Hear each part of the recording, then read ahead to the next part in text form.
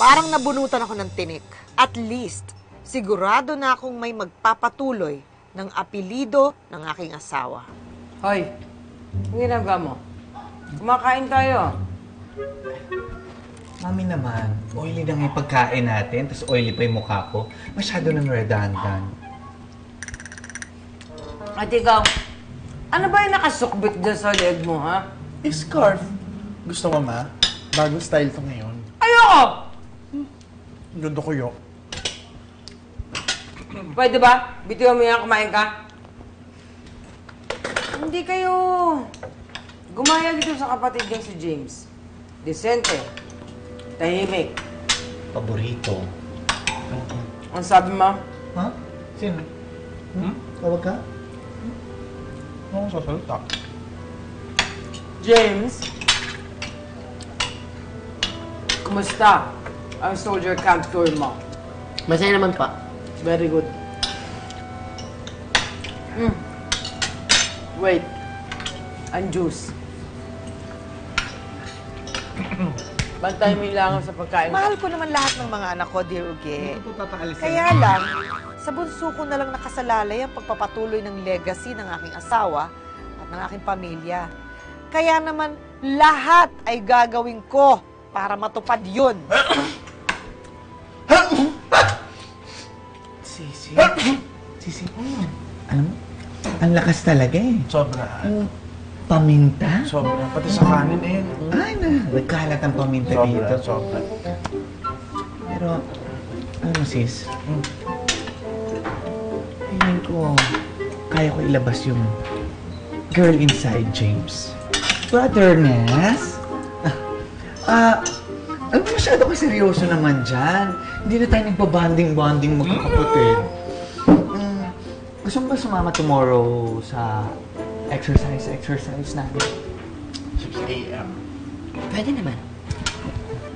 Sige. Bakit naman natin dito dinala si little brother? Ano ko pa naman? Di ba maraming babae dito? Ano ka ba? Sisi, unang-una sa lahat, hindi lang siya yung dinala ko dito, pati ikaw. Tingnan mo, dinagamay mo na naman ako. Hindi. Lang ako. Gusto ko lang maging healthy ka, okay? Saka, Ano ba yan? alam mo naman, kaya ko yung dinala dito. Kasi, Borta yung Zumba instructor dito. Talaga ba? Hindi ko alam ba't hindi magkukwento sa akin? Siyempre. Ano mo naman, medyo kailangan. Ayan na pala siya eh. Ayan na. Okay guys, start the stretching. Tapo mo na lang yung ulo. Hindi ka nahihipon. Ay, tingnan mo yung kapatid natin, oh. Tingnan mo yung kapatid natin. Ay, oo nga. Nakakabigay todo. Napakabigay todo.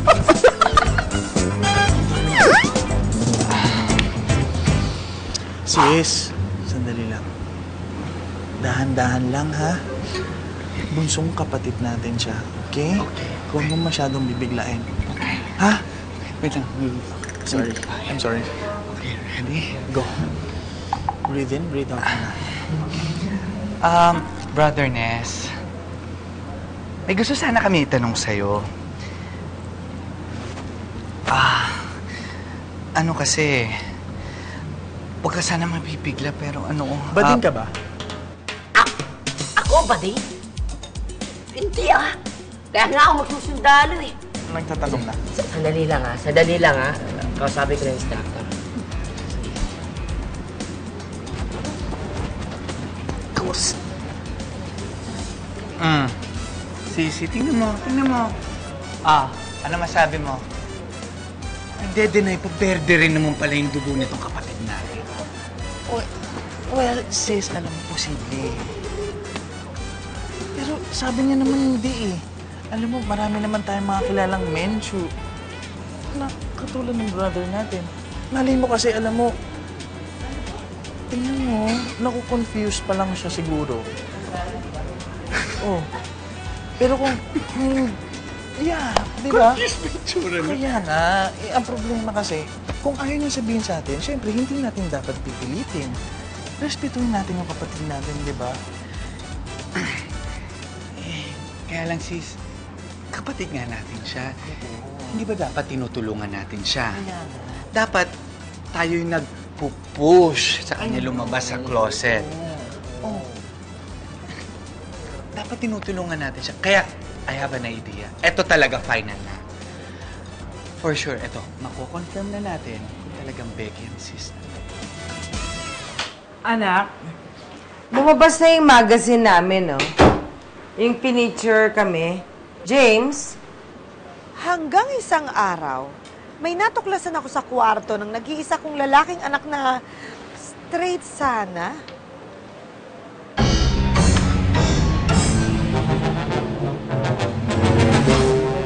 Ano to?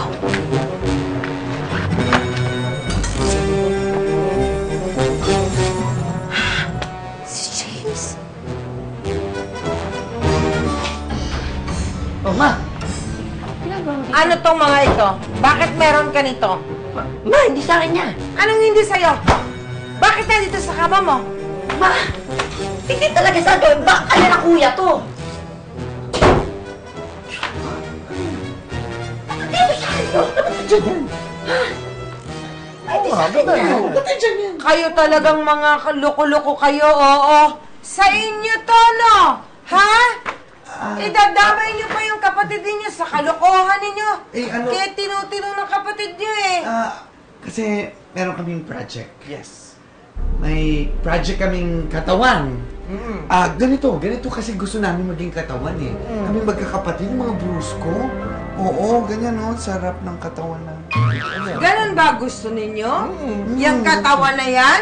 Ito. Naku, kayang-kaya kong ibigay sa inyo yan. Kung ganyan katawan ang gusto nyo, bukas sa bukas, sumama kayo sa akin sa training camp.